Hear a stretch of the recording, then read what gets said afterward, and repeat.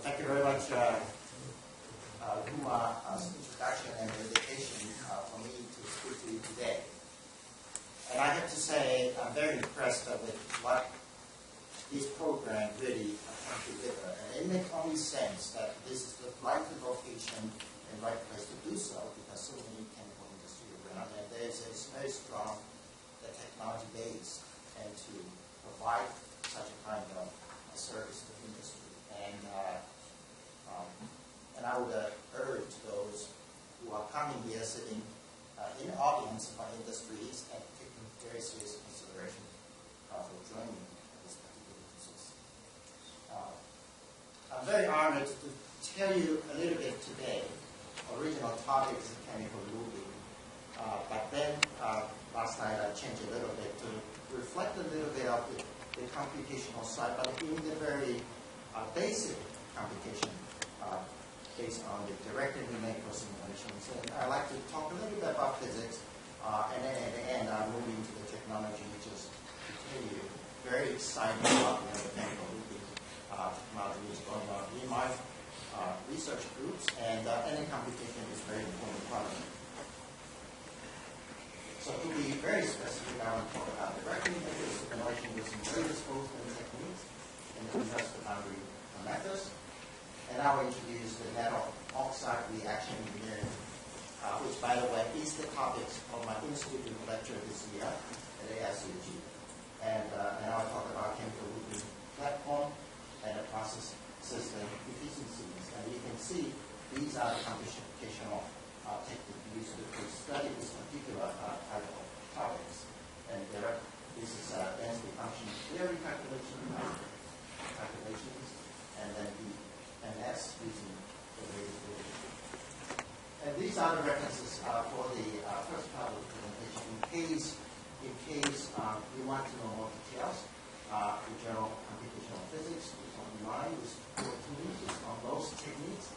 And the most recent one, Journal of Mechanics, and talking about the application and to the spinning particle and how that little forces is important in comparison with the drag force. So, if we look at the particle, this is a fluid particle system. And this will be the usual situation when particles are moving. You see a very nice straight line and flow coming from this direction. And this is a confined box where you look at this particular particles. And then when you see rotation situations, and we see a flow field entirety is distorted. And you will start to see a high pressure on one end and low pressure on the other end. But this area actually extended all the way to the bottom, and this moved up top. And of course, generate different force, which is known as the Magnus force. And this force is rather important. And then people recognize the supplement force, which is a kind of force due to the rotation as well, but more induced by the shear of the fluid. And you can see, and shearing of the fluid with a different velocity can produce the rotation at the same time, and purely due to the pressure differences will lift the particles. It turned out to be that the particular Reynolds number range, which is the Reynolds number under the rotation, is R referring to the rotation less than 1, and particles actually move. And by the velocity gradient is more so than the shear-induced rotations. So that is the Sackman force. But in a real situation, I want to talk about a riser flow in particular. The fluidized bed riser, it comes through the right range of the Reynolds number, which has a lot to do with the particle sizes and the velocity associated with that particular fluid particle system.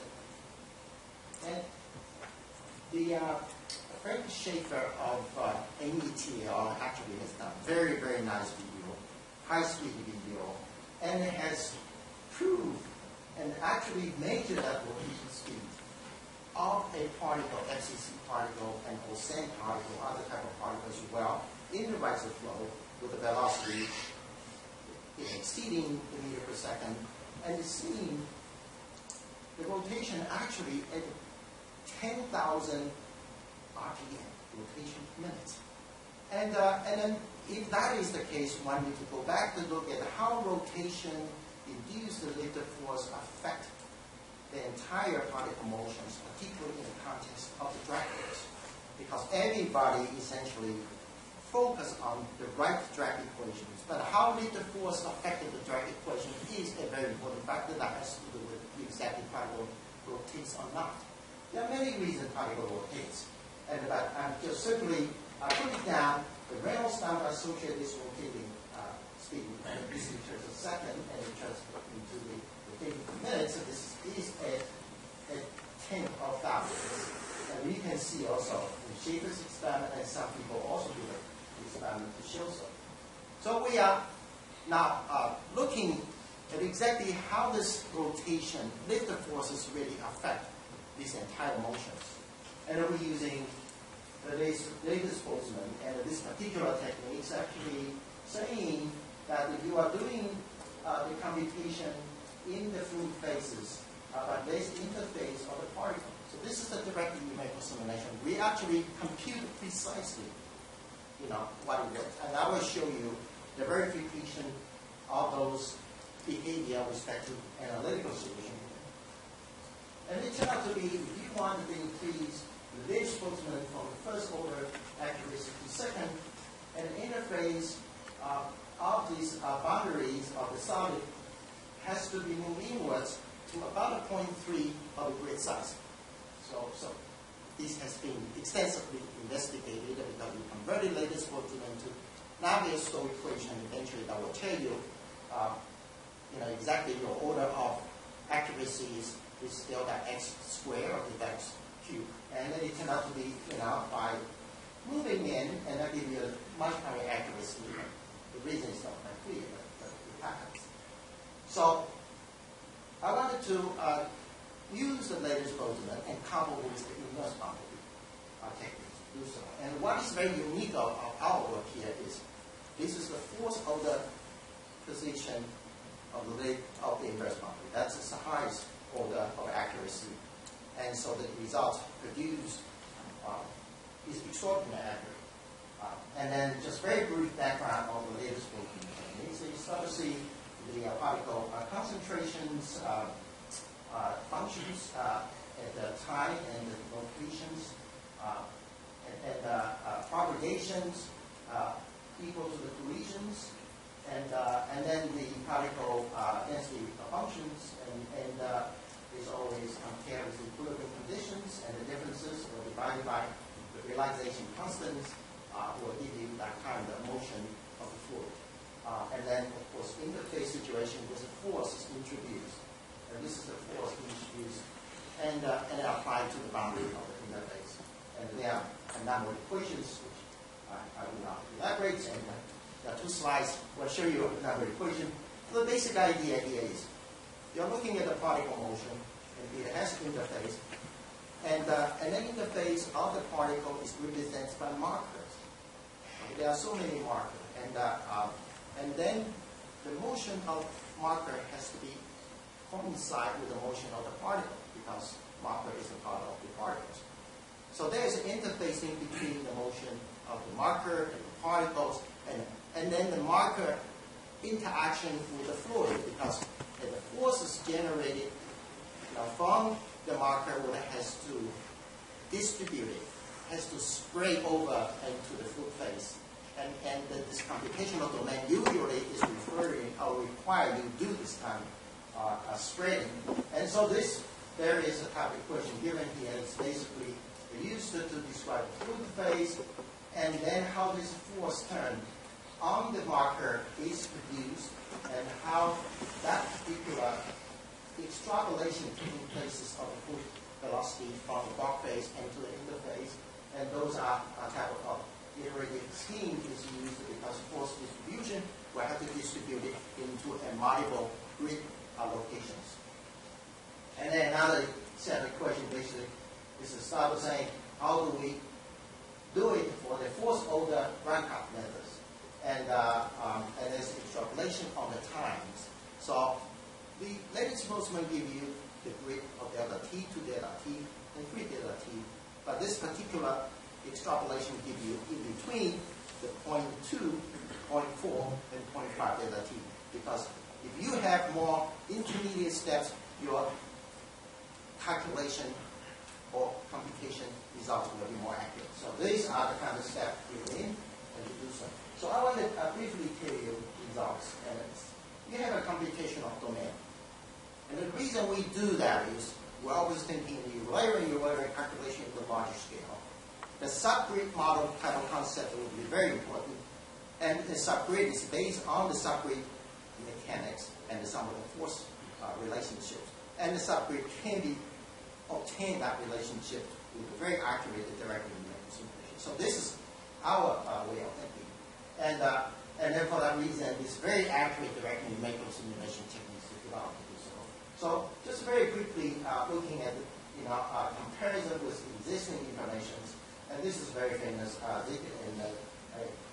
Onzi's work and basically shows the drag force and changing respect to the volume fraction of the particle. This particle could be small and could be large, and this is the analytical equations and then the prediction of this particular rate displacement technique and match precisely. This is analytical matching. And then we are looking at rotation situation, and Taylor's work basically saying that this particular particle has zero volumes. We have to rotate.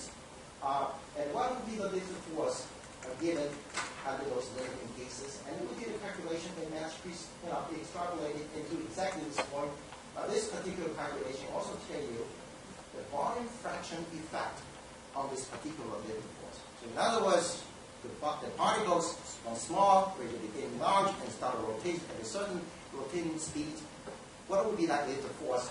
And that is predicted. And as I said, this is constituted equations for the subgrid and for the rotation situation. And you can use this equation to really do it when it comes to the layering calculation. And then looking at the random array of the spheres and moving around with 144 particles, for example, in this particular calculations, and the concentration is volume fraction 0.1 to 0.6. You can see they have the same number, but volumes or size is different, giving the volume fraction differences, and you will have a different results. You can see here, and in terms of the drag force, and this is under the condition without a particle rotation, and varying respect to the concentration of the particle. And again, this particular simulated results by Van der Hoff, and we think this is a discrepancy in respect to this point. We think, this is required for the verifications, experimentally. And further moving into the cases, what about if there's rotation? And you have so many particles and they are rotated in random arrays, and you could rotate at a certain type of speeds, and you can start to see, and the correlation equation can be obtained, the vector forces times the 1 minus c squared, and divided by Reynolds number rotation, and it can be correlated with respect to the volume fraction linear respect to these particles. But then this is a very important, some of the key results that can be applied to the low Reynolds number, intermediate Reynolds number, as well as high Reynolds number. So you can see basically it's presenting the three plots. It represents the kind of situation, the relative importance of the flow velocity and to the rotating speed. And let's say setting the rotating Reynolds number is 100, and your particle Reynolds number 10, 50, and 100, and the relative importance of lift force to the drag force is given here. If the volume fraction is low, let's say 0.1, and the lift force actually is 85% of the drag force. So that is very significant numbers, and of course that particular percentage drops as the concentration of the particle increases. And you can see the Reynolds number of the particle increases, and the effect of the lift force decreases. So you can see this is the kind of equations and their correlation for each one of them can be factored into it. we only talk about translational, but there is a torque and within the building in the momentum balance. And so it is very important to recognize the lift force effect, because you do not, and then your projection of your particle behavior will be entirely different. Now I wanted to change slightly into the situation instead of particle if there's a bubble out there. And then same kind of techniques, but this is more elaborate in the so-called adaptive techniques. And so basically adaptive in the sense you zoom in into the places you want to see with very high resolution. That means very large number of the grids, very fine. And then the bulk phase will be coarse grid. So this is the kind of situation just to demonstrate what actually this adaptive techniques is adaptive. It is quite powerful in the ways, because of that, you can save your computational time to such an extent to cover very large scale and large dispersed phase simulations. You can see here the coarse grid, fine grid. And then what do you do next steps? Because the grid size is different, when you move the computational time, and the fine grid computation need to be moved in synchronized way with respect to the coarse grids. So you can see here, and you have collided and then exploded, and that means they do the calculations, and then next step, and they will break this intermediate region. This is the intermediate region between the coarse and fine into 4 computational grids. They distribute it, and then this is called propagation. And then next step you do here is you do the collision.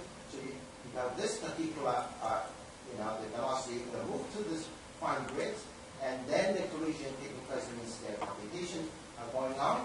And the next step is propagation. So the results will propagate into the intermediate regions. You can see here, this will propagate to here, and then eventually, and they will coalesce, and they come out with that result, and that will propagate into the coarse grid area. And so you go through this calculation. This is not very trivial, because when grid change, the physical property change as well in the displacement. So this is not ordinary fine grids with respect to Navier-Stokes equation type. And this happens to be the way built up for the latest displacement is a property relates to the gradient size. So I have one example to show, and basically this is the bubble rising and changing the shape, and this is a precise size. And then from the bottoms, this is spherical, and move up into the ellipsoidal shape. You can see here, I will use only the fine grids on the interface, but very coarse grids and outside. And for that reason, I'm able to actually do thousands of those kinds of interactions, and then including the collision as well. And you can see from this kind of calculation, it is done in 2D and 3Ds, and will tell you exactly the physics of how they actually collide, and then shape variations. It is very, very interesting to look at the shapes.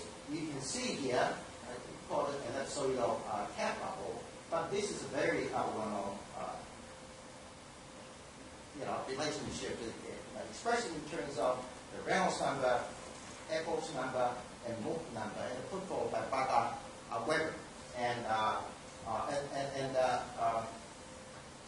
Professor Grace put a lot of data. This really started from those data, graphing, and basically shows different bubble sizes in equilibrium. You can see it's very low, and this, Oblate, ellipsoidal, and this is the skirt across width.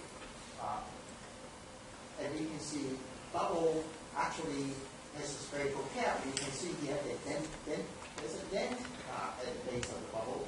You can see, and a bubble could be this shape, and happening in this area, and over here, and you can see in the spherical dent base. And you have a skirting, skirt, but a wavy skirt. And then you are able to produce precisely experimentally observed the bubble shapes using this particular computation, simply because adaptive grid techniques allow you to go into a very details. And then, of course, simultaneously with another flow field, either a pair of the vortex or two pairs of the vortex and going on. And then in that areas is very difficult to experimentally observe, and computation can tell you this particular result. And those are undergoing at a different Eccles number, Moulton number, and Reynolds number. And you can see the motion of the bubbles. You can see it's going, it never be straight up, rectilinear. Of course, the bubble is large, right rectilinearly, but small, and you go through the oscillation process and the illusion and so forth. And this is explained by this particular pattern. Actually, there's a movie here to show that as well. And then we look at the many different oblate shapes, ellipsoidal, disc, cap, skirt, wavy, open wave, closed wave. It can all be produced by this direct illumination simulation. And this is simply to show, the calculation conventional can produce in this range because there's a lot of the constraint with respect to the density ratio between the gas and the liquid now, because of certain kind of advances of the numerical schemes allow the high density, high Reynolds number situation to be accounted for. So basically, most of the region we can compute it, with the exception of some of the very tiny regions where very refined grids will be necessary. And just to give you one example, because of the computation, you can drop a liquid onto a bed of the particle, and it could be the hydrophobic or hydrophilic, and you can see the dropping shapes.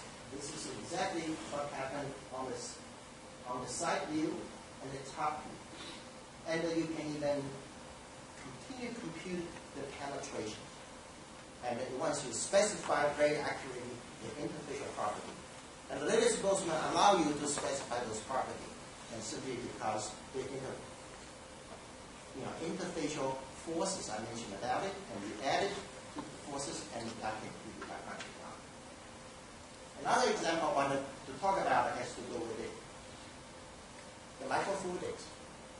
And it can apply to microreactor as well. And when you have a liquid introduced into a metal channel, and how they behave. And this is one of those devices which we fabricated, and many different geometries.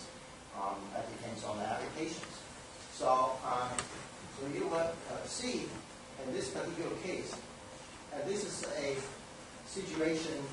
We have an intermediate capillary number. A capillary number is the ratio of the viscosity times velocity and divided by surface tension, which is the inertial and the surface tension ratios. In this particular case, 0.04 is sort of intermediate range because it could be 0.004 and it could be 0.2, and which is considered high and low.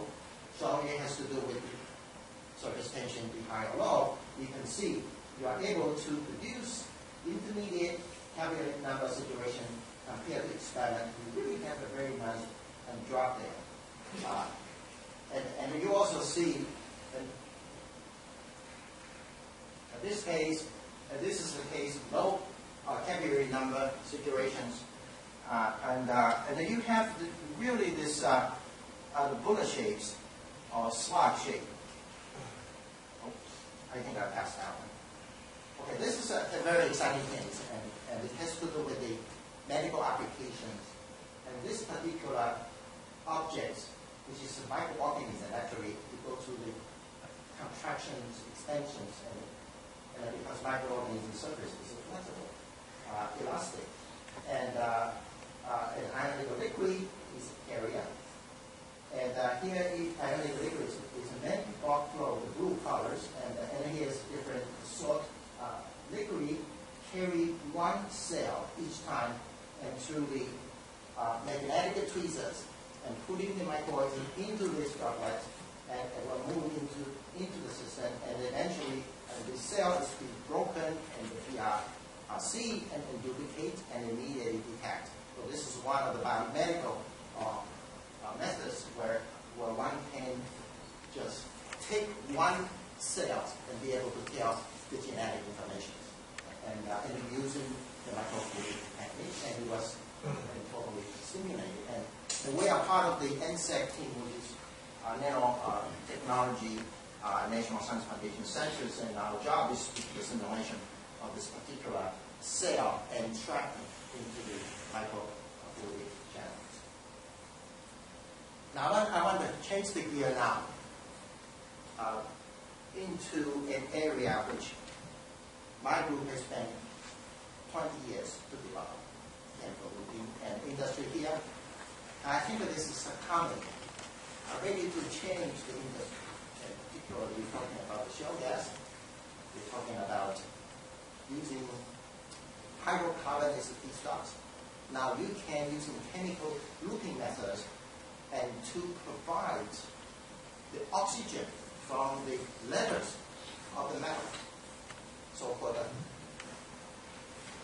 lead oxygen, and to do the oxidation without using the oxygen from the air circulation and without the using of the steam. And I will give one example towards the end. So basically, you can produce the syngas at a 2-to-1 ratio, hydrogen to carbon monoxide ratio, but without using oxygen from air separation, without using steam. The only thing you need is the feedstock of natural gas, or to be more precise, methane. So methane coming into the system in 2-to-1 ratio of the syngas oil. And this is already demonstrated as a pilot state. And in my opinion, this will be a process that represents the first commercial process we can do. And then the economics has been evaluated. If this being used in commercial scale, then the capital operating cost will be cut down by at least 50%. And simply because you don't use many of those other feedstocks which you otherwise need to use as compared to the traditional techniques, which is partial oxidation, steam reforming, and autothermal system, which is current technology. And this is just a beginning, and of course, if you're using coal as a basis, and using petroleum coke as a basis as well. And then there's another aspect has to do with the chemical. You can make a chemical. There used to be DuPont's process butane oxidations using vanadium and high phosphorus oxide, and I think that we know why it did not work well, and there's a way to fix it. And so you go back and to produce molecular hydride. You can use it for OCN. It's an oxidative methane coupling, and to produce ethylene, produce liquid fuel, and so forth. So this is a system currently demonstrated at NCCC, National Carbon Capture Centers, is Westernville, Alabama, and that demonstrated to produce the hydrogen under high pressure situations, and it's ongoing right now, and so it is very exciting. And I work towards the end to tell you the modeling, the importance of the modeling to decide what kind of reactor you should use. And about, by and large, the most important knowledge you need to have is the thermodynamics. So this technology is the thermodynamic technology which I want to emphasize, and also want to emphasize this is the metal oxide reaction engineering technology. And for that reason, I use this slides to explain why and how and metal oxide reaction engineering is so important and to chemical engineer. So this is not a catalysis reaction. Right? It's metal oxide. Metal itself is participating in a reaction. If you look at the metal oxide, it happens in so many different the energy industry, so to speak, renewable energy industry. You can see oxygen transport membrane, and air product. What the air is doing is first got materials where air in one side and the pure oxygen on the other side. And this particular membrane allows the cation to migrate and simultaneously electron migrate. And the associated If you are able to do that at high temperature, you can avoid using cryogenic techniques. So huge impact.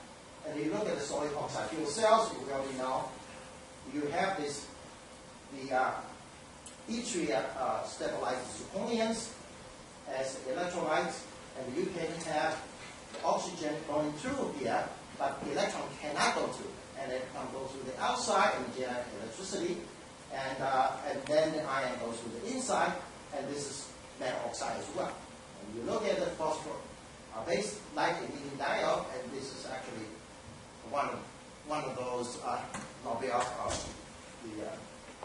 the winner devices, and where you have an N side, you have a P side, a light emitted, and you can generate the blue lights. And the gallium nitride is the material, but blue light has to shine on the metal oxide, and this metal oxide eventually can convert some of the blue light into red light and green light, and eventually combine into white light. So this is very important metal oxide materials in LED, and you have analysis of those, you know very well.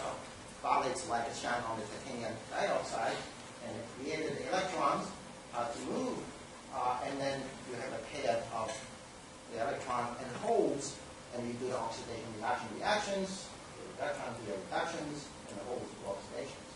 And you have the solar panel, which is typical N-type and P-type, and there's the PN junctions here, and the solar panel was shining on, and then electron goes outside and comes back, and the zinc oxide and could be one of the very viable metal oxide can be in place of silicon materials. And here's the batteries. And of course, lithium batteries. You can see here, lithium, the ions migrates in the charging situation into a metal oxide structure, and then we see the electrons. And then in a discharging situation, these now will migrate to this side. So we're talking about renewable energy. If you look very carefully, that's the kind of things we want to consider. And why we want to consider this instead of silicon material, which is semiconducting, is because it's cheap. But there are some challenges how to make it stable with silicon for many years. I wanted to talk about it. These interesting areas are chemical engineering. Usually deal with a crystal. Usually deal with, let's say, zeolite as a support. And you dope with the precious metal to serve the chemicals. But I mentioned about metal in this context actually serve as a reactant. So oxygen goes in and comes back. You know, you just look at the two type, which I'm saying here, phosphate type, which is the phase center Q, are structures, and the variant taken in oxide, and it is yttrium variant and copper oxide, and this is so-called like material, and this is superconductor, and this is capacitor. And I want to say this because everything happening in the property has a lot to do with the crystal structure. It is a transfer of the electron, the transfer of ions, and the transfer of the defect, and make things happen. And this is usually not known to chemical engineer, and but material people understand this. They are mostly working on the oxidation side, but various type of applications in chemical industries involving those ionic transfer process can directly affect many of the chemical synthesis and outcome of the product. And that is the area which can be tapped on by chemical industry, but the energy industry will integrate things. So this is used in capacitors.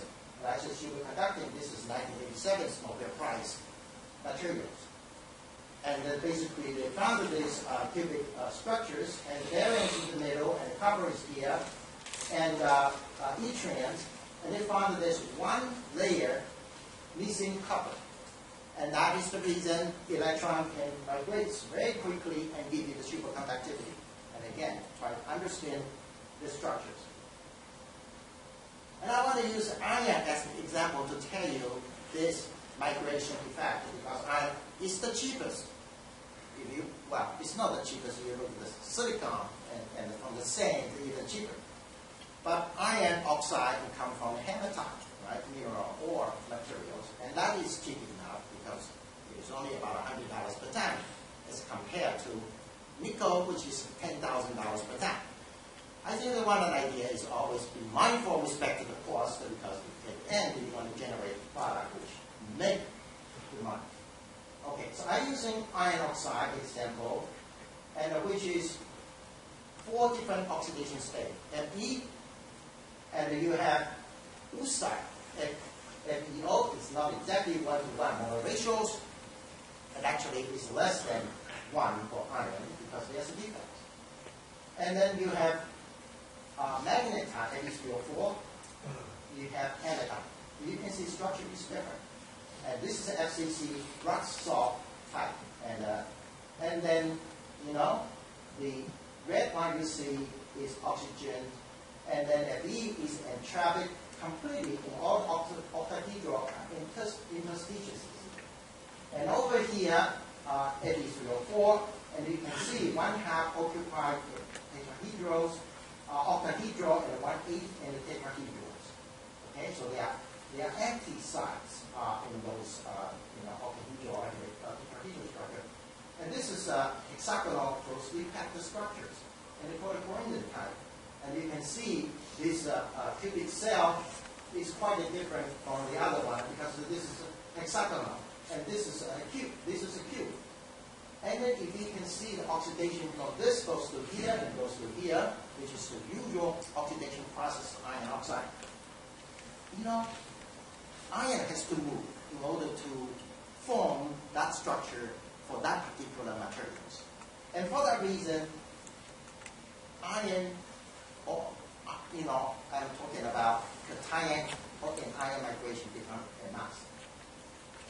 So I want to give you one example. It's so exciting. So if you're using iron to do the oxidation, what actually happened, this is iron, and you put a marker here, and the oxidation taking place is to form iron oxide. That oxide actually is situated outside, and you are anticipating that iron oxide is inside. No. So if you look at the particle, they expand in size with a layer of iron oxide. So that's usually you call corrosion. And then the reason doing so is iron from somewhere in this substrates inside as it migrates to the surface to meet oxygen where oxidation taking place. But then if I put titanium in it, in this particular iron matrix, and I do the oxidation, and I found that the iron oxide product is situated inside and the particle never expands. It just never expands. And so that means there is a pathway for oxygen to diffuse into the crystal and to the defect, to the vacancies. And how do they do it? And that is a very exciting thing. And one example I want to illustrate here, if you have the mixture of iron oxide and aluminum oxide together and form a crystal, and you go through the reduction oxidation cycle, 50 of them, and you pretty much find out the outer layer is actually iron. So alumina is stay inside and iron stay moved to the outside. So you have a core and shell structure. And that is one of the best demonstrations of this particular diffusion process in oxidation, because oxidation reduction involves really the reactions. So one of the best ways is to look at this particular sample experimentally, and you start with mix. After reaction taking place, you look at the beginning, you look at the surface, they're all well mixed, inside, outside, it's all iron and it's alumina. Okay? And EDX spectrums, but after reaction, you look at the surface, you look at the peel of the surface, you look at the inside, it's alumina and iron. So that is to confirm. But then if you're using titanium instead, you do the 50 cycle reduction oxidation, they are still mixed. So there's no core shell structures. You can see here, after reaction done, you look at the inside, outside, it's identical structure. So it is very important for one to understand the reactions. And I give you a more microscopic scale. And this is a particle, you can see 10 microns, so this is 20 micron size. And I use a gallium ion beam to slice it. Okay, this is very precise to slice the surface, and this is a surface. And I do the oxidation. You know what I see here is nano wires on the surface. So iron oxide actually formed as a nano wires. You don't see, you know, in the large picture, but microscopically, is in SEM, you see it, and then coupled with a lot of little nanopores. So you're wondering, Christoph, why, you know, oxygen can go in, and sometimes it cannot go in. So in order to do, if there's a pore spilling the pore, you know, because iron diffusion is slow. Okay. So we look at the surface actually, on the crystal surface actually, it's convex and complete surfaces during oxidation. You see, convex eventually form in nanopore. And then convex and form and nanowires. And this is another with the stress distribution. There's not much. You know, the material formation is also going through the stress analysis. Stress, you know, because when iron has diffused, they have diffused the places of less stress. So eventually they form wire. And then you can go through the 1 cycle, 2 cycles, and go through. You can see exactly what the surface looks like, and you can see the migration of the iron from the beginning and to 1 cycle, and the vacancy is entirely changed. So really it's moving here and there and so forth, and then this is XRDs, and we try to understand exactly how the whole electron is balanced in those situations.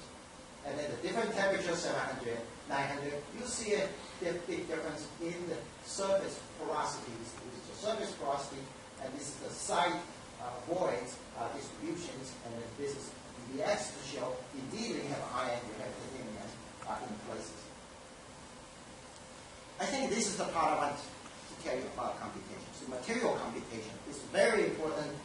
The density function calculation is one of the very powerful techniques, and there are software available, VASP, and other type of software can allow you to do the calculation. So just looking at this particular structures of the it's called the evenite, FETFO3, and you look at the many different surfaces and find that there are termination, and termination meaning what kind of surfaces, what kind of molecular elements is on the surface. I call the termination surface. And you terminate an oxygen, and followed by the next layer is iron, and the second layer is iron as well. And this is the surface energy. You can do this surface energy calculation here. Is the formula to do so. And then you will start to see actually if the surface terminates in the titanium, and followed by next titanium oxygen, the surface energy is lowest. Lowest energy gives you the stable energy, which is very important. That means all the activity going on there, and all this calculation, as you can see here, and this is the free energies, and this is the potential energies, and this is density function calculated energies, and usually you need to elevate the macro value density function, give you the sort of the absolute conditions, and we have elevated to the temperature pressure, which we needed to consider. And one of the very important aspects has to do with oxidation. We'll go through the oxidation and try to find out exactly a moment ago we talked about oxygen, how the oxidation really taking place to form this metal wire.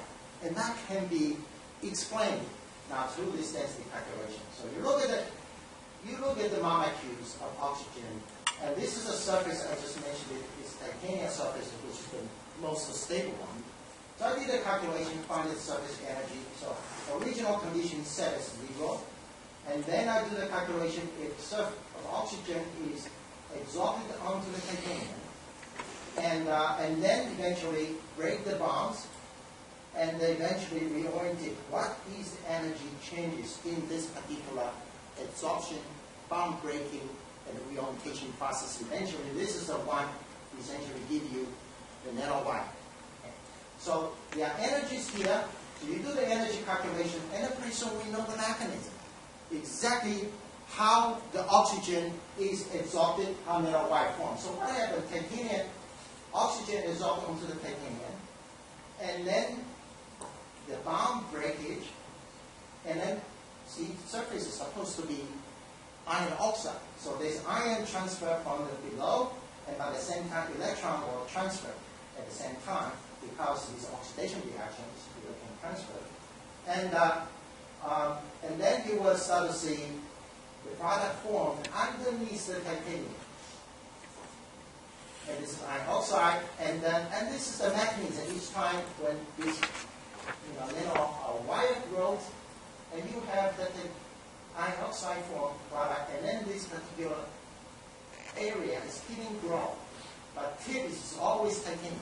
You need the titanium as the anchor site for oxygen, and allow the electron to move in and move out, and accept the electrons to form this product for iron oxide. So this is to the computation. You need to know that, and certainly we try to prove from TEM that the surface is definitely is a titanium, and you can do that, and look through this light spectrums, and you are able to really see, and that surface is indeed the titanium.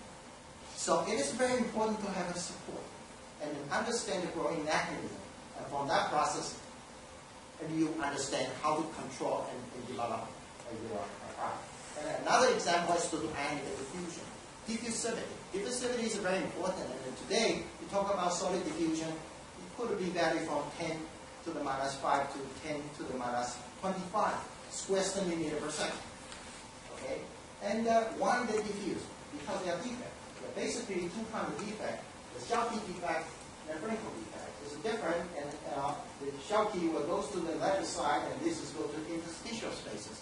This is more difficult. So we are actually talking about this mechanism because it gives you less energy to do so. I'm very actually excited about this particular result we recently obtained. And this just came out online in the Material Chemistry journal. So basically, we are doing the computation of the titanium movement and the iron movement. And this is the density diffusion energy, the calculation, and to find out the activation energy to go from the base point and to the top. So we know the activation energy. We also know the diffusivity fundamentally from statistical mechanics and through the partition function calculations. So you can see here, and partition function will give you this particular important parameter, but the activation energy comes from the density function calculation. And I will give you, I will show experimentally, you have a controlled experiment to see iron migrates, and the number is 1.3 times 10 to the minus 7, and iron calculates 2.21 times 10 to the minus 7. It's amazing in terms of matching of all the magnitude. And the titanium is 10 to the minus 10. And in fact, we're using different type of support. It came out to be the value is all within the order magnitude 10 to the minus 7.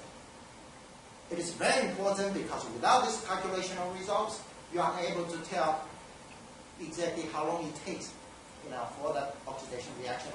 This is just an example, but other type of reactions very much the same thing you can do.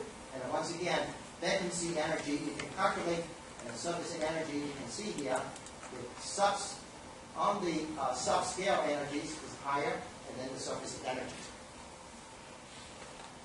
And I think there's so much of this very basic because of time. I will only be able to show you a few slides. And the chemical looping involves two kinds of the metal oxide reactions. Two types. One type is to form carbon dioxide. Okay, you deal with carbon dioxide, so either CO2 generation or separation, and it goes through the combustions or combustion reactions using lattice oxygen. So instead of using the oxygen from the air, and then, so you came out with the product of CO2 and a lot of nitrogen, you have to go through the post-combustion separation for CO2 capture. Now, you don't need it anymore. So molecular oxygen, oxidize it, the feed will give you the CO2 and H2O. You condense CO2, condense the H2O, CO2 come out. So this is almost no cost, proposition. And then another one is calcium grouping to capture the CO2, calcium oxide and calcium hydroxide, and go in and capture and become calcium carbonate and you calcine. The second one is more exciting because you do the selective oxidation to carbon monoxide and hydrogen. And you selectively produce chemical. I talk about the OCN, I talk about the vanadium phosphorus at the beginning. And then the solar energy system. My friend Chris Vineyard is going to talk about the solar simulations, and that certainly has a very close relationship to how the solar system can be provided energy, for the chemical looping systems, and eventually you essentially decompose the metal oxide and produce oxygen and the metal oxide, and then we oxidize either using steams or using air and recycle that. So this, because of these things, chemical looping is successfully developed, as will be with us as long as there is a solar system. Okay, so for that reason, it's very important. So this is currently, in the next 20, 40 years, I believe economically you have to use the heat generated from within, and that can be done with optimization. Now, Ohio State has the vision of taking all the fossil or non-fossil, as long as they're carbonaceous material, and to produce various type of product and use the chemical looping system. I talk about driver. But driver is not easy. Material is just a part of it. But there's another part equally important is the driver. And I will give you a little bit idea. We take from here, you have seen that already, and through this scale-up process into the power plant. So this is the only one currently ongoing in the world of chemical regasification. Just produce either syngas or produce hydrogens using chemical looping routes. And it's funded by RE, and it was the first project selected in the 3,700 proposals submitted, and I think some of you probably remember, one of the 37. And it was went through, and very interesting experiences that nobody ever seen. You can do it using group D particles, and how do you use burners, and how do you use ozone seals, how do you use valves, because the entire system has no single mechanical valve. And there are 3 reactors there, solid is moving, but gas cannot move. So how would you do that? And even from an engineering standpoint, it is very, very advanced. And then you see, this is in my laboratory. I have a number of this subtitle plane, and doing many SCS, Syngas, there's SCS, there's chemical loopings, and so forth. But all come to the traditional way. There's no way to bypass, but computation can help you and to accelerate each one of the steps. And one of the key elements why Ohio State technology is different from the rest of the world is because of this phase diagram. That's the reason I have been saying the chemical looping system is a thermodynamic system. You need to fully understand the phase diagram of the metal oxide. This is iron oxide. I mentioned hematite, magnetite, fuscite, and Fe, and they are changing with respect to the partial pressure ratio of carbon dioxide and carbon monoxide. This is very important, or partial pressure of steam to hydrogen. And the environment that iron exposed to will decide its oxidation state. You cannot change it. And the people may not know this long time ago when they started to do it and they're using fluidized bed. You can imagine using fluidized bed. This is a fluidized bed. You want to do full oxidation, and CSTR system is very clear. You have a fluidized bed, you have a CO2 coming out, and inside has to be CO2. I mean, this is a simplified condition. That means this ratio will basically tell you CO2 concentration will be high if you're using fluidized bed. High CO2, and hematite can only reduce to magnet heat. It cannot go down because CO2 concentration is so high, you need to be that low and to reduce to this. But counter-current moving bed system allow you to do so because whatever coming out from this moving bed system will see the feedstock. Your feedstock does not contain CO2, and this ratio is going to be very low. So you are able to use counter-current moving bed and to give you the complete conversion of Fe2O3 all the way to Fe. And why this is important? Because that has to do with oxygen carrying capacity. If oxygen can give you all the way from O3 and to O0, and that capacity given is very large as compared to giving a little bit. And that means your solid circulating rate is going to change in the counter-current moving bed system from 3,000 to 36,000. So you have to circulate 10 times in order to get the same oxygen carrying capacity. Okay? And I was just talking about this concurrent moving bed system. I think we are out to tell the people you can do the Syngas 2-to-1 ratio, use methane and iron oxide type of particle. Just one through flow and then get 2-to-1 ratio of hydrogen carbon monoxide. So this is the process. Do not require molecular oxygen, do not require steam, and give it 2-to-1. No water gas shifter reaction is necessary, not change. And then of course you do the pressurize, you do interfacing with downstreams in terms of the isotropic synthesis, produce methanol, and produce other things. And I'll just use two situations to show you the economics. One is clearly the baseline case is methanol production. And this all simulated based on the Aspen system. That's another software I think that industry has used extensively. Aspen technology has so many licensees and it serves enormously. So this is a part of the system simulation with respect to our technology. Converting coal to syngas is 2-to-1 ratio as compared to the baseline case.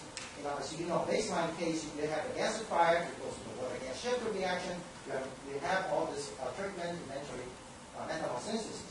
So the techniques basically show the differences of the dollars per gallon of the methanol productions, 178 and 142, and this is coming from the Woody Parsons, so it's not our number, as you know.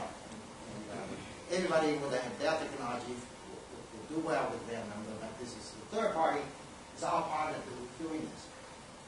Okay, and almost come to the end, just give you one example. Modeling is important because if you're using moving bed, and one thing you would have to worry is the breathing. Why do you think that your moving bed will not stop somewhere? Yes, that was the point I was worried 20 years ago. And extensive experimental research that understands the breathing phenomena. A lot of breathing is happening in copper.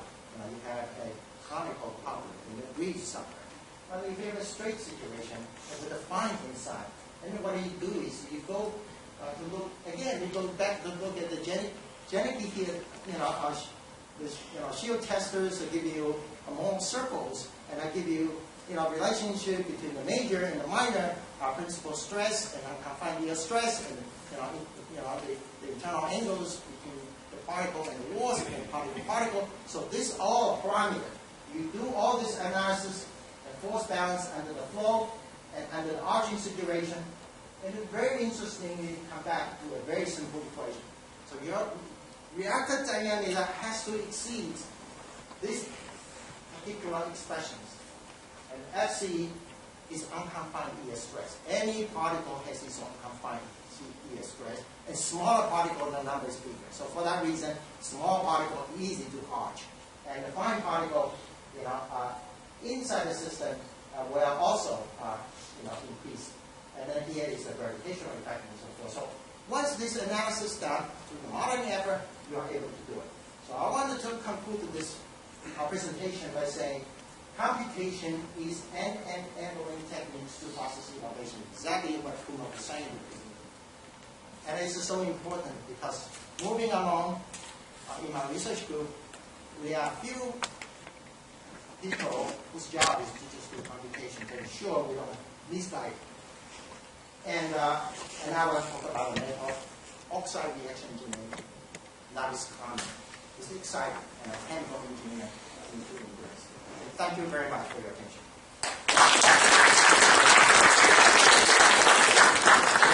Announcement that during the break, for the non-LSU attendees, we have the Wi-Fi access where the registration desk is. You can ask Ashlyn for the login. I want to thank Professor Tan. He's one of the very few people, I was talking earlier about ambidextrous students in the future. He's one of the few people who can talk about fluid mechanics, lift forces, and DNS innovation on one hand, and about catalysis, DFT, and process design and technology. So, other person is Professor J.B. Joshi, that I know personally. I'm very fortunate to have come in contact with these two people. Joshi inaugurated our first ethics seminar series 2 years ago with a very similar talk to the title of Wealth Generation for Universal Industry Corporation. He also understands fluid mechanics, he is deepest and process technologies and reacting technologies. So, really want to thank you for a very good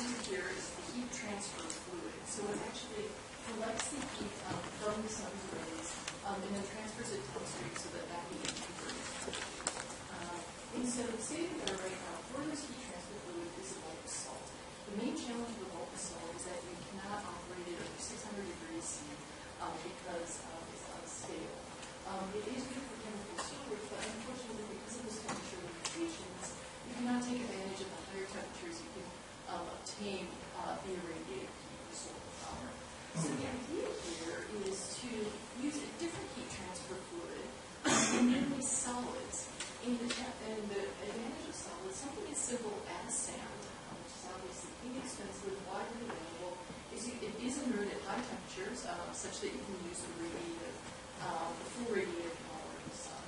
And it is good for thermal storage as well.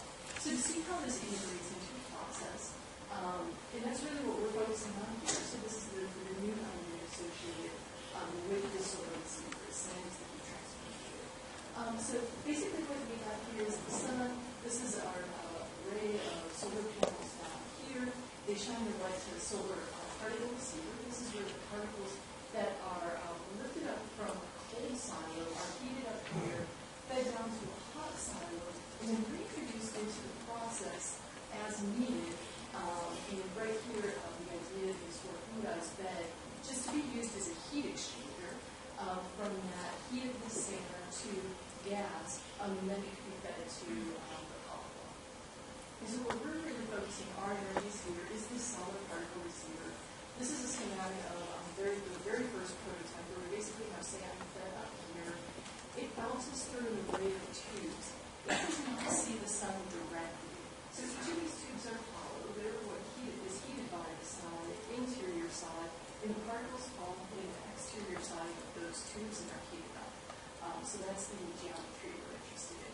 So what are the scientific challenges? They're actually quite a bit associated with the system. Before even thinking about heat transfer, if we just think about hydrodynamics, there's the instabilities in these flows. Here we show just a flow, this is granular flow over a single particle from some of our, over a single cylinder, from some of our DEM simulations. You can see the types of instabilities you have downstream as well as upstream are dependent on the particle size. They have different origins that can be due to dissipation of particles, to gas solid drag. They arise from a number of reasons. Those instabilities are really important because, as we all know, the heat transfer is tightly coupled to the hydrodynamics. For our system, here we do a close-up of these particles. This is a little bit hard to tell right here. These particles are color-coded according to their speed. So we have very low speed as the particles hit the top of the tube, and they increase the speed as they slide off. This is the temperature gauge. So as you might expect, where those particles are slowly moving, they're heating up quite a bit, and that's not as true along the sides. So obviously we have a lot going on in these systems.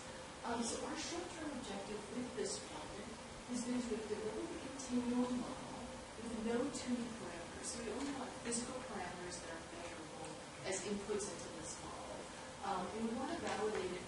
First, what we're going to do is a two-step process. The first step was to validate that continuum model using discrete particle or DEM simulations.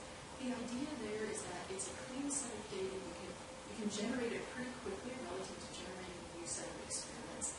And you can turn physical mechanisms on and off, which allow you very quickly to assess which mechanisms dominate and where your model, your particular model, might have deficiencies.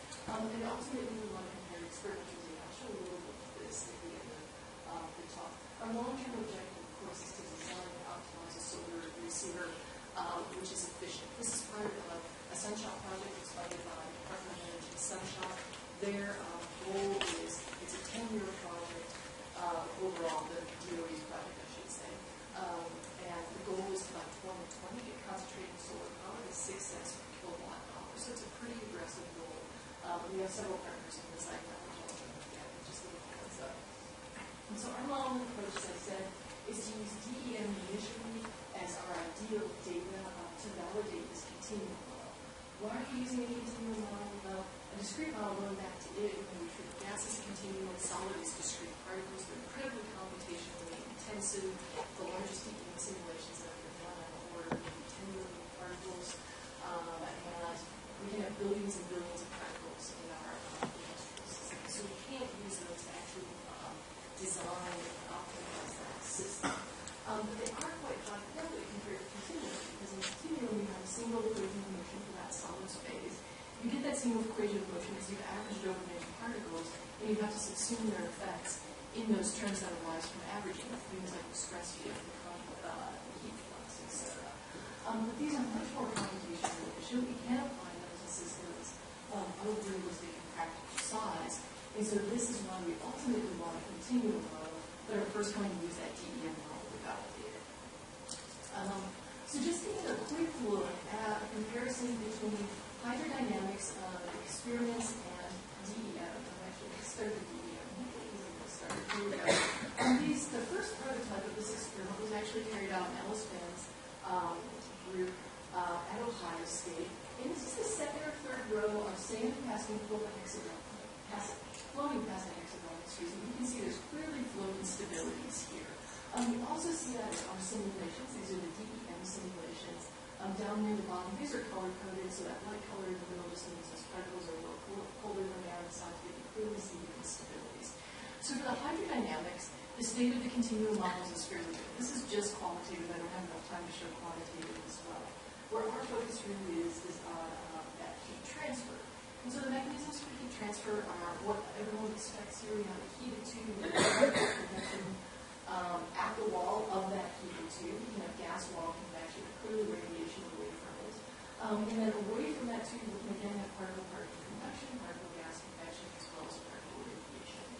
In our initial first pass through the system, we are not considering radiation mechanisms. We want to make sure that just our heat transfer model for conduction and convection are appropriate to determine what the molecular mechanisms are. And so that's what we're showing up here. And what we see, again going back to whether we have a circular heated tube or a hexagonal heated tube, we are going to have particle conduction of the wall, which is a dominant mechanism for this system, due to relatively low velocity and high concentration. And there are actually two contributions to conduction with particles and the heated wall. So the one is through the direct area of contact, and I think this is what comes to all of our minds when we think of particle wall conduction. Another important contributor is actually due to the thin gas layer between the particle surface and the wall. So there's conduction through here. And it turns out that our DEM simulations told us that initially, in its illustration, it's just initially, but this is the dominant contributor based on our DEM simulations. We really notice this particle wall. So this is the focus of our efforts for the continuum model. It's really making sure we have the particle wall convection correct, because that's the most important mechanism for these non-radiative systems.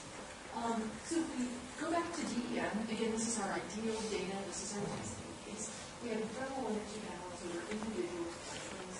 Again, just the energy the transition through a single particle, we've got convection, interface coupling with the gas.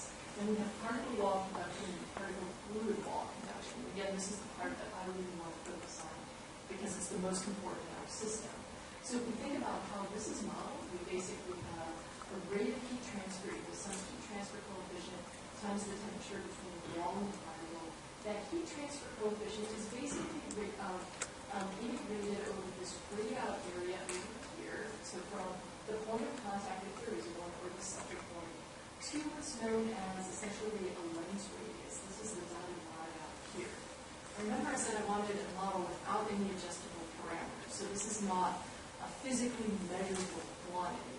What we can say, though, is that if I increase this lens radius, the contributions I have to the particle fluid wall conduction actually become smaller and smaller because the distances become larger and larger for conduction.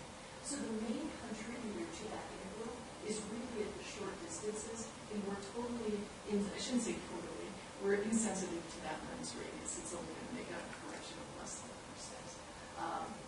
So for that reason, we set it at 1.4R just to make our computations reasonable, and this is what we're integrating over for the DEM simulation. Now switching to the continuum. This is the model we want to get working, so we want to apply to realistically sized systems. So here we have a thermal energy balance, and this is coupled with our typical Navier-Stokes-like equation for the fluid phase. These are all gas solid. I'm just focusing on the solid phase equations, since that's where we're doing most of our development. So over here we have the transient convective terms.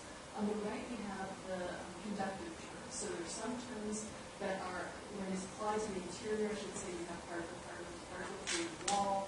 What we're interested in is what's happening at the wall, and that's what's dominating the heat transfer in these systems. And so we can have particle wall, particle fluid wall conduction. So it's actually this squared, highlighted term, the particle fluid wall conduction. So it's the boundary condition associated with this term that we're most interested in getting right. This has a huge impact on our model predictions. So with that in mind, what is the past work that's been done to model this particle fluid wall conduction at the wall, excuse me. And there's been two approaches. One is this effective thermal solids conductivity, where you basically have a heat flux. It's proportional to some solids conductivity. This solids conductivity is a function of the material conductivity of that solid. The gas conductivity as well as the solids concentration. What's interesting about this class of models is that they're not a function of the particle diameter. And that's contrary to what both DEM data as well as experimental data that's already out there tells us, is that this heat transfer of the wall is definitely going to be enhanced by smaller particle sizes. And so that's something that this class of models does not capture. There's another class of model which are the meso-umbilical correlations, and we've already seen those this morning. And those are basically expressions developed empirically for the most part, relating that heat flux to heat transfer coefficient and the driving temperature gradient.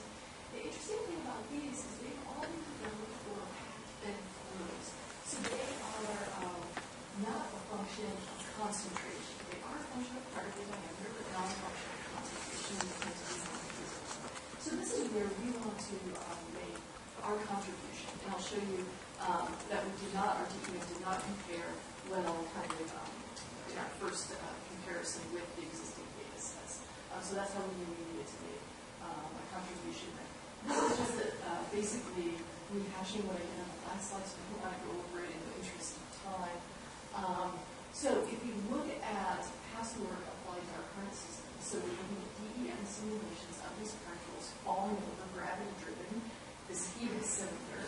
What we find if we plot the integrated heat transfer coefficient, so integrated over this entire area, versus a particle diameter of the rings that are falling down, we see that if we use that effective thermal conductivity, it's not a function of particle size, it's going to be a constant value, and it only matches with RTM at about the 500 micron level. And if we look closer, and actually instead of looking at the integrated heat transfer coefficient, but look at it as a function of the angle. So this is the top of the tube, and this is the bottom of the tube. We see that we have a much higher heat transfer coefficient in the DEM simulations here than that Kuiper's model. And so even though the integrated heat transfer coefficient happens to match at that one particle size, the local heat transfer coefficient does not match. This is important for this particular application because the thermal gradients between the top and the bottom of the tube can actually be quite large. Even once radiation will attenuate that effect, but even once radiation is added in, we still have much hotter temperatures down here than we do here. And that creates challenges with material design in thermal gradients which it is able to withstand. So we really do need a model that's good at the local level, not at just the integrated heat transfer level. So with that in mind, we started our work to develop a new boundary condition for this particle fluid wall conduction. So this is the same equation that I showed before. We have the heat transfer rate times the heat transfer coefficient, delta T. This heat transfer coefficient is this integrated conductive heat transfer over that fluid layer. So we then want to take that for a single particle, multiply or estimate with the number of particles in contact with the wall per unit area. So of course this depends on solids concentration. So we have our solids concentration dependency as well here. And when we put that all together and plug it back into our heat flux equation, what we find is we are going to have functions of concentration, functions of particle diameter are located here. But one thing that's very interesting that we didn't have an appreciation for when we started is these model predictions are going to be very sensitive to whether or not the particles close to but not touching, is illustrated by the green here, versus the particles which are actually touching the blue ones. And that's because we now have a conductor layer down here as well. What we want to do is basically get a more general form of this heat flux in terms of what we're referring to as the particle wall distribution function. And this is basically the probability that a particle will reside at a distance y from the wall. So y is just perpendicular to the wall. And this idea just goes back to the radial distribution function in kinetic theory that is used to predict granular and gas flows. So we've adopted that notion in introducing what we're referring to as this particle wall distribution function because we are so sensitive to whether or not those particles are touching and how close they are to touching that wall. So with that in mind, this is our classic radial distribution function. I put it up here because I'm sure many folks are familiar with this. How this is determined is if you have a system in equilibrium for molecular dynamics, you just look at a certain distance from any particle, you draw a thin ring at that distance, and it's the volume fraction occupied of particles occupied in that ring over the entire volume fraction in that equilibrium system. So you see we have a peak, which is basically when particles have the opportunity to touch, and this is volume exclusion effect. So this happens at 2R, this is 4R, 6R, etc. It eventually settles out. So you get that average volume fraction. Okay? So it's a way to say what is my local distribution of particles that incorporates volume exclusion effects, and that's going to impact the packing at the wall and at short distances from the wall. So we're doing the same sort of thing, but we're collecting the particle wall distribution function. So we look at particles distance from a plate as opposed to particles in the sea of other particles. So that's what we call the particle wall distribution function. So with that in mind, we want to test this movie scene. We are looking at a ramp, which is reminiscent of the top area of that hexagon. That is one shape we're looking at for these concentrated solar powers receivers. So we have an inclined ramp system, and what we want to do is measure that particle wall distribution function from TEF and use it in this new continuum model. Okay?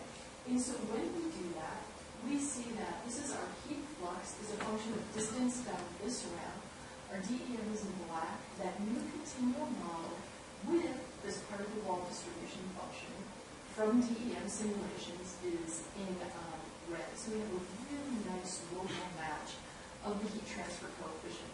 You can see this is our particle wall distribution function. This is what I was referring to in the last slide, and how it varies with concentration. So at very high concentrations, you have a pretty flat, at high concentrations you have a high distribution function near the wall that drops off pretty severely as you get away from the wall, and where there's more, what I'll call more dilute, when you moderately dense solids concentrations here at 0.32, we have a pretty uniform distribution of particles regardless of how far you are away from the wall.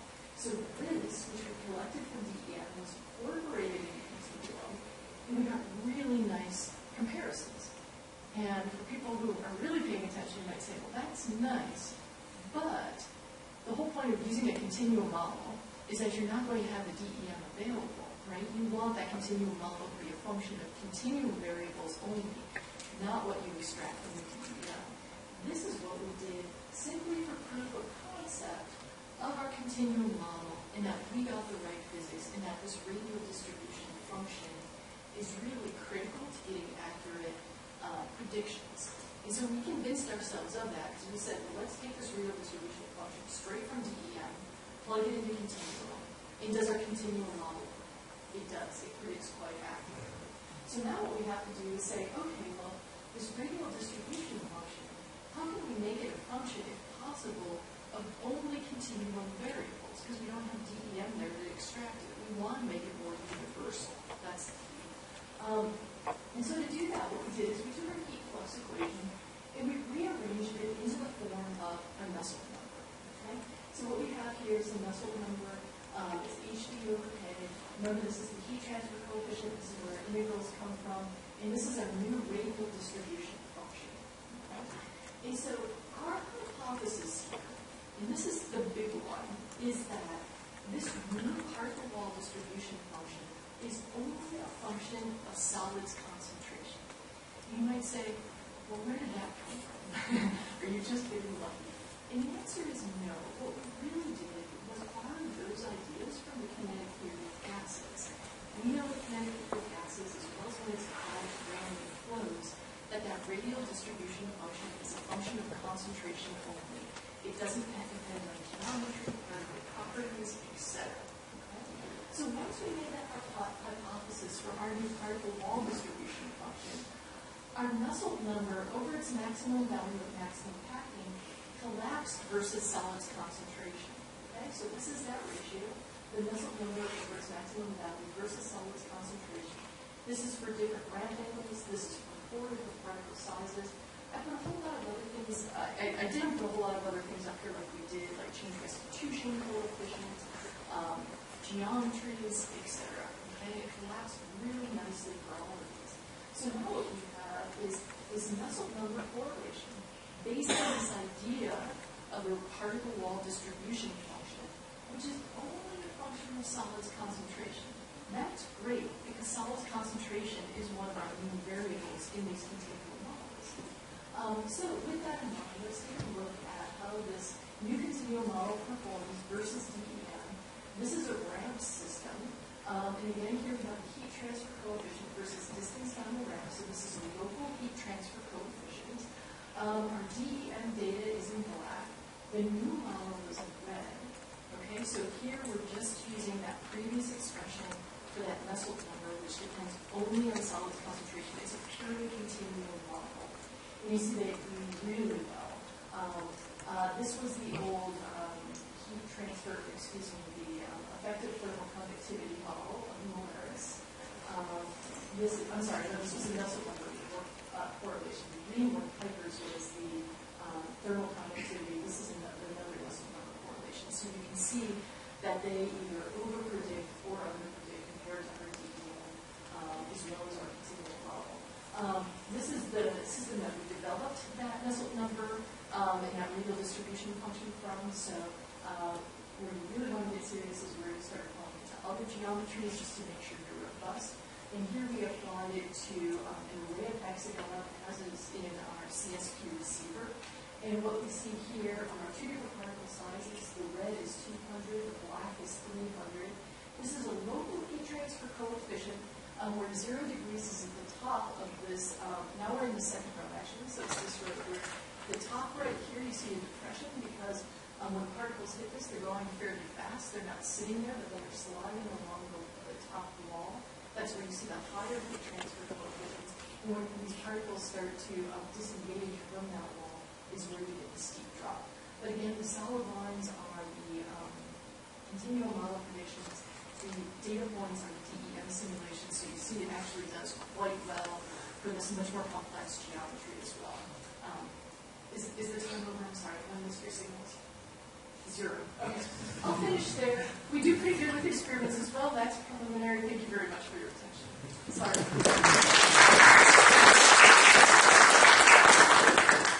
Thanks. Excellent illustration of advanced modeling and scientific data. Next, I would like to welcome Professor Thomas Moore from Iowa State. Iowa State has been working with us on several collaborations, and they have a center for research now. I'm going to tell us about some of the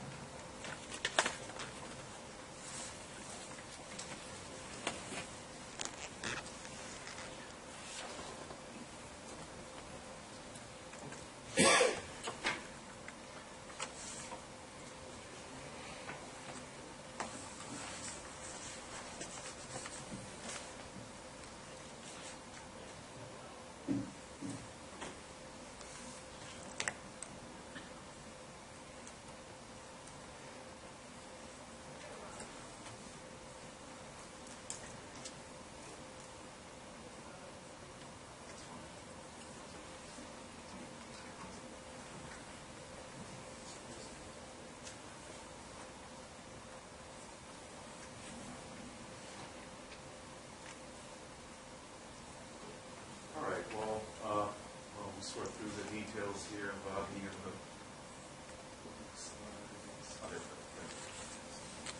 I want to thank the invitees. Thank you very much, everyone. It was very nice today to hear about the McCabe-Tilly battery, similar to my chemical engineering days. So my name is Thomas Ward. I'm an assistant professor in aerospace engineering at Iowa State University. I'm going to talk about some research that in the past on heat transfer and batch sedimentation. So hopefully you guys remember the equations that you just saw are related to Nusselt number and the relationships between convective heat transfer. And I'm also going to talk about some of the other activities that are going on in the group that we have, very similar to the one that Kumar's started here, called CONFRE. So I'll begin with that, and I'll sort of highlight some of the people that we have working in our group and some of the research that they do. And so CONFRE stands for Center for Multi-Phase Flow Research.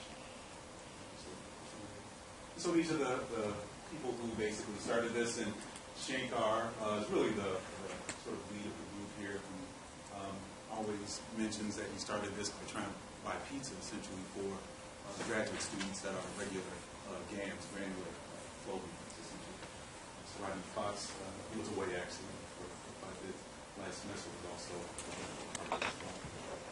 very well known in some of this process modeling. Leadership team, Sylvester, associate prof, we have one assistant prof, Alberto, and Dennis, who is actually a full professor at QSAT. So here's a little bit of background on our group here. So This is our first year, not even a full year yet. So vision to integrate the activities and expertise of individual research leaders to accelerate knowledge transfer, fundamental advances, and multi-exploding industrial applications. So once again, very similar to what we're doing here as well. Research focus here, multi-phase flow, focusing on the production of energy, chemical and fuels.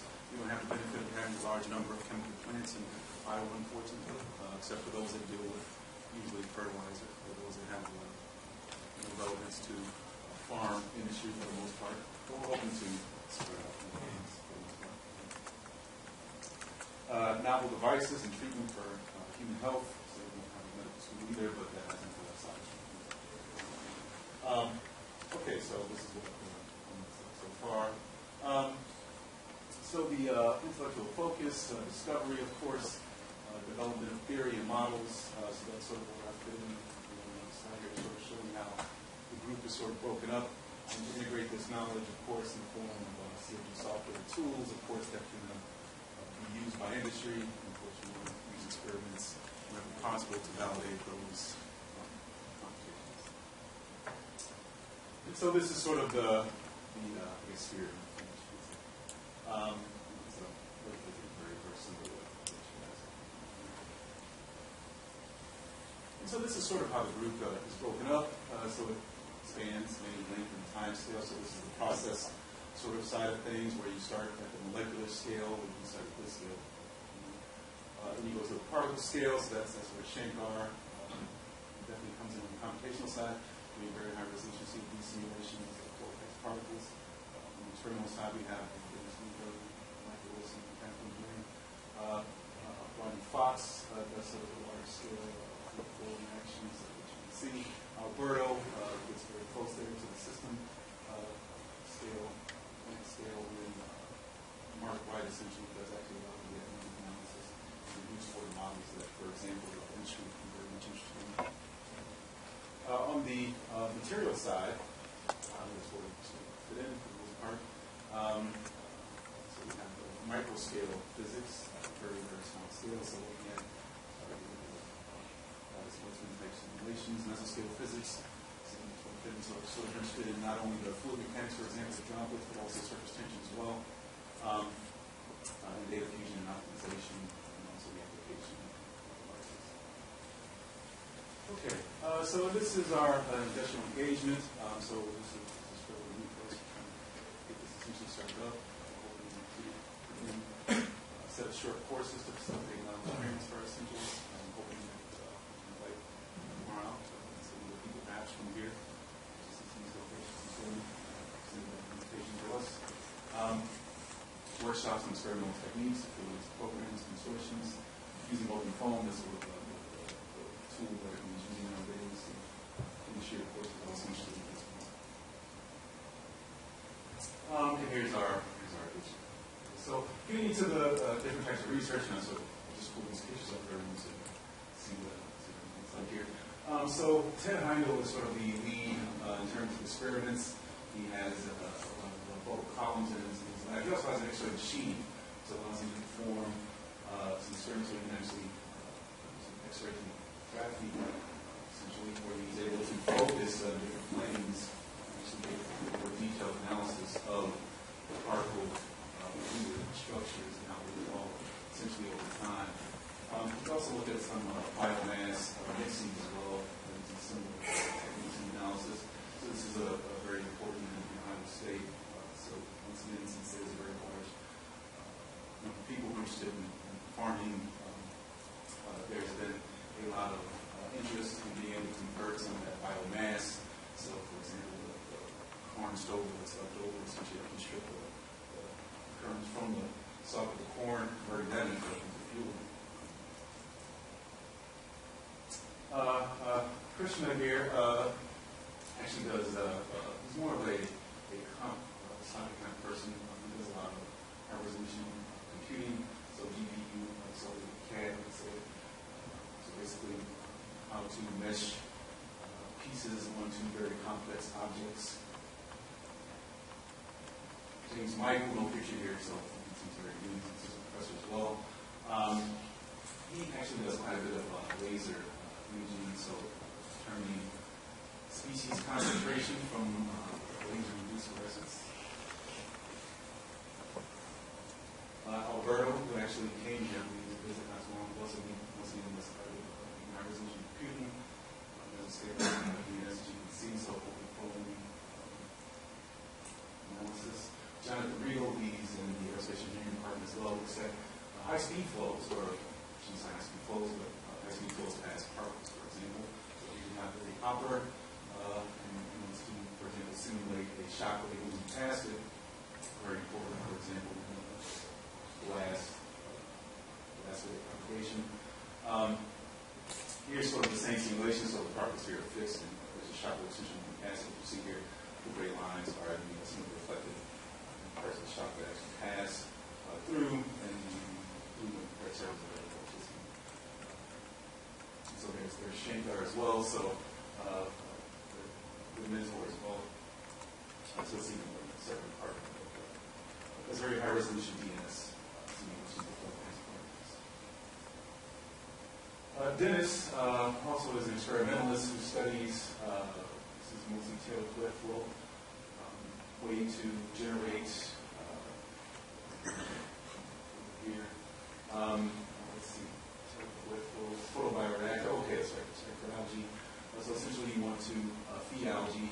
You can recover essentially the oil from them. Use that oil as a fuel. So that's something that you look at using how to essentially optimize the life of it.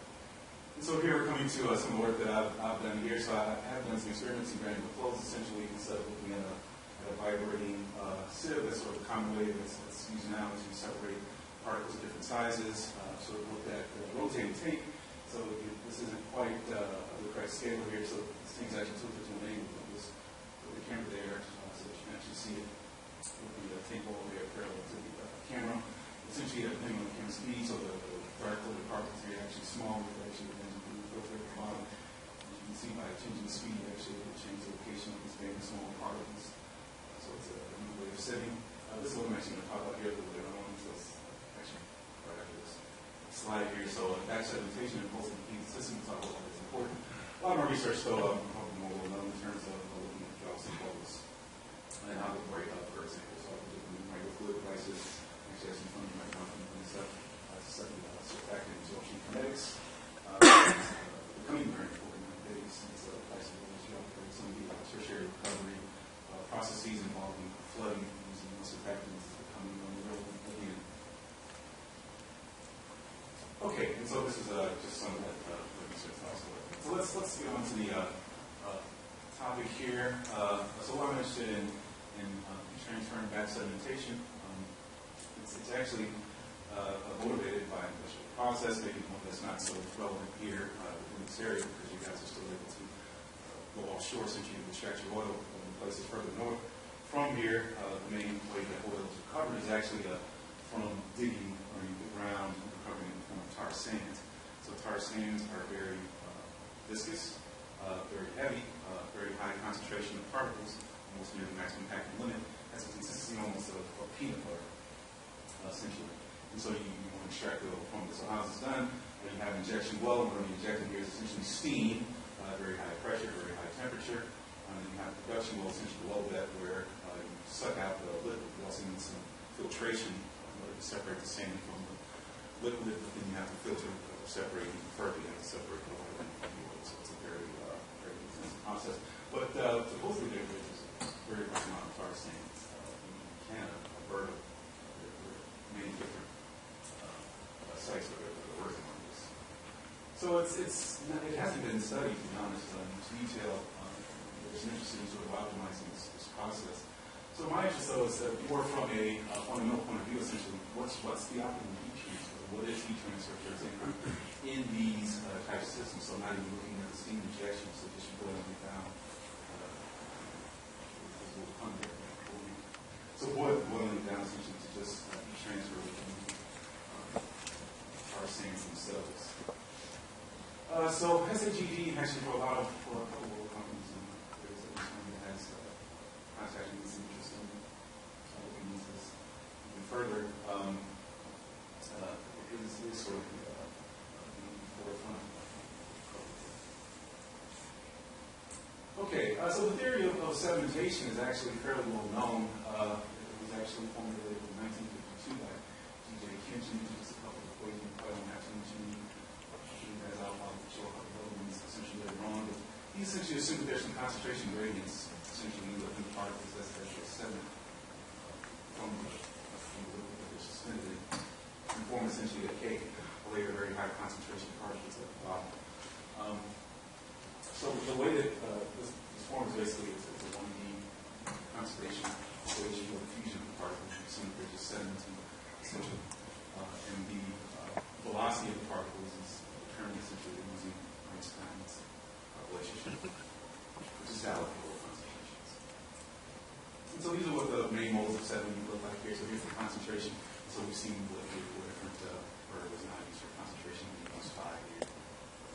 So here's concentration as a function of the vertical distance. So you're looking at particles settling for direction of gravity. So here's a concentration gradient essentially. So here's where the particles reach their maximum concentration. Maximum packing is about 0.64. That's the theoretical limit.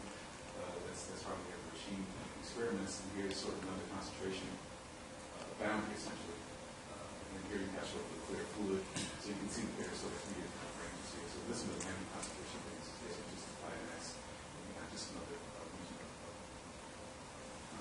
So with the method of characteristics, essentially conform these curves to essentially determine what type of precipitation that you actually have. So the Simmons 3 one is actually more relevant one. And so what's really the problem that I'm trying to solve here? So the theory, all the theories for sedimentation actually are limited to variable concentrations. Someone can validate that concentrations less than 10%. That actually limits the range of applicability. So you can imagine if you were trying to model these systems. For example, you could be looking at the process-Wittgenstein system where drainage, basically, so you can understand, for example, how particles can settle even within the 3-phase system. So we'd like to extend this theory to higher concentrations, and basically, in a nutshell, what we're trying to solve is determine if this is true for low concentrations, so where you have gradients in the particles. So this K here, this thermal conductivity, becomes a function of the concentration of particles, obviously. So as you can see, that has an additional term here to the equation. That means that energy transport in this system can possibly be more efficient, right? If the gradient concentration of particles is in the same direction as the temperature gradient, then we should have a positive. Actually, from the opposite direction, we also have a positive as well. In any case, that makes it more efficient. But at high concentrations, if these concentration gradients don't exist, well, then it's going to be much, much slower. So we're going to model this essentially as a 1D system. And so here's what that looks like in terms of pictures. So we're moving now from the sort of theory to the experimental way of determining this. So here's talking about, so you have 7 at the bottom. That's sort of the gradient in concentration here. We have some particles, in this case, glass particles, right? Higher thermal conductivity. So we should increase the heat transfer, you would think. Here's sort of the clear liquid. So here's the top concentration front. We call it the shocks. That's sort of the mathematical way of describing it. So at high concentrations, what we're assuming or guessing is that this is the picture that you actually see. So instead of seeing this concentration gradient region, you actually just have particles sedimenting, forming a very dense region, and then clear liquid above that. So it's basically sort of a collapse. Okay, so it's a 1D problem, only one shock, essentially, high concentration case. That's the only one that we're actually going to try to model here. That's what the equations here look like. If you want to try writing out the mass conservation just for the case without the concentration gradients, it's very simple, mostly algebra for the most part. The only thing you know basically is the velocity of the shock. So you can see it below. So it's basically nice and relationship between change in concentration and time. So where is the other expression there? This is the 1D energy equation essentially. So here's for the liquid phase, here's for the solid plus liquid phase.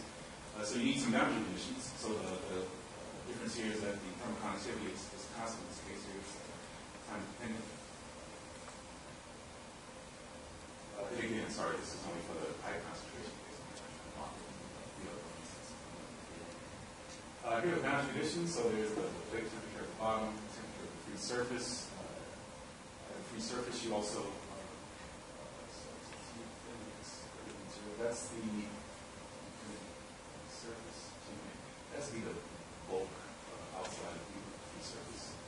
So actually you can't calculate the temperature right at the free surface. You have to use the boundary condition. In this case, you basically insert the flux at the boundary. You need to determine essentially what this value for H is, the convective heat transfer coefficient. So there's the temperature. If you make that dimensionless, you can find the T surface as a function of the Nusselt number. So if you make the grid very fine, near the boundary at the top, essentially delta X becomes one grid point. So we actually estimated H at 5.7. So with this continuity, that's kind of the more important part. This is the shock, so you have the beam conserved Q, so it's just Q from Q, but you have the thermal conductivity on one side of the solid plus liquid as a function of time, and on the other side just the liquid. You have a constant value there. So this is the one that we use for the conductivity, just to I'm not completely sure if this is now, but the results here seem it could be. Here's what that plot looks like. So here's the jump essentially in the temperature. So here's the sediment region. Here's the region where you have the convective heat transfer. So that's all I have to do with the curve here. So this is about 50% of the concentration. And so what about the experiments? Okay, so first of all, whether or not we actually see one or two shocks. So we only do this visually using optical techniques. That's how we do most of our experiments. There are some more sophisticated ways of doing it. X-ray would obviously be more accurate. But we believe that with this temperature probe action, which is determined, assuming that there's a large enough difference in the temperature range for the greater heat. Glass particles, by those, we sieve them. Still doesn't quite end up being very narrow range of size there. Signs that we use, very high density, very high viscosity oil, 1,000 centisoap, silicon oil, density less than the water. We use three concentrations, quite a few different plate temperatures over 250 C, so-called boiling. CC energy, and use MATLAB, of course, to perform the image analysis. Right on the code, basically. So the HV must be about 5.7 moles per meter squared degree K there for the convective heat transfer coefficient of the heat surface. Okay, so here's what some of those images look like. So here's the low concentration, 20%, 150 degrees Celsius. You can basically see that here's the bottom shock essentially forming. So that one rolls up, the other one rolls downward. You can see it's not quite clear in this region, but the amount of particles basically that settle here are very small. We're able to basically determine just by using change in the intensity of the light, for analysis, use that also to determine concentration. So this is very close to the next thing.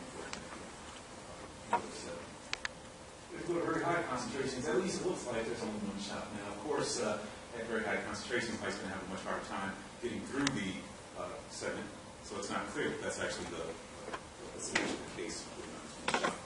But we sort of tabulated the results here, as you can see. So this is what the raw data looks like. So we tabulated the results here, and so this is where the one shots appear, or two shots appear. So actually, if you increase the temperature, you can see you go from one shot system to two shots. You see very high concentration, 50% of very good maximum packing from very low second shot.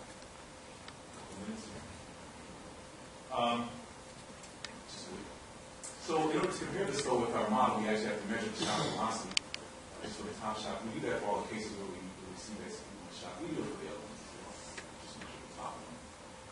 You did a nice little correlation there. It's very similar to the Richardson-Zaki correlation.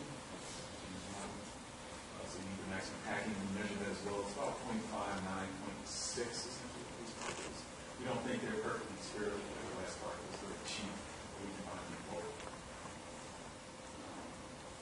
This is what the comparison of the probe data. So temperature probe is a function of time. So this is what we measure. So there's when the probe moves past the shock, you see there's kind of a jump in the temperature. So it dips up and down and goes back up essentially. So you can see at the high concentrations at least, these two are fairly accurate. So there's a region of time there actually where there's no sedimentation of particles. That's also very well known in the sediment essentially. But you can see as we decrease the concentration, we increase the temperature essentially. The agreement between the two becomes very not so low. So this one, the temperature is much, much higher essentially what we did. tabulate all that essentially in the bubble, so you can see essentially that our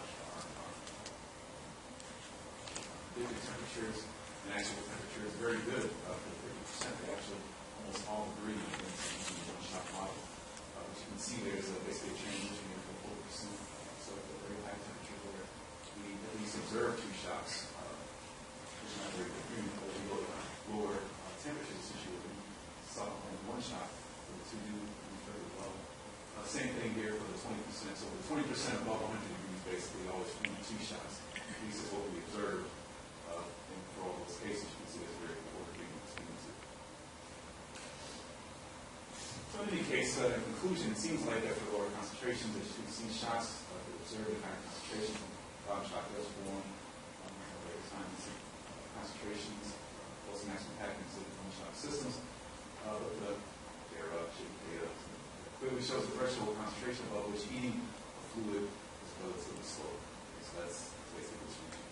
So the 50% concentration part, you can heat this heat very quickly here, but that's not the case. You actually much faster heating than much lower concentration. So it converts to thinking to it. There's some references which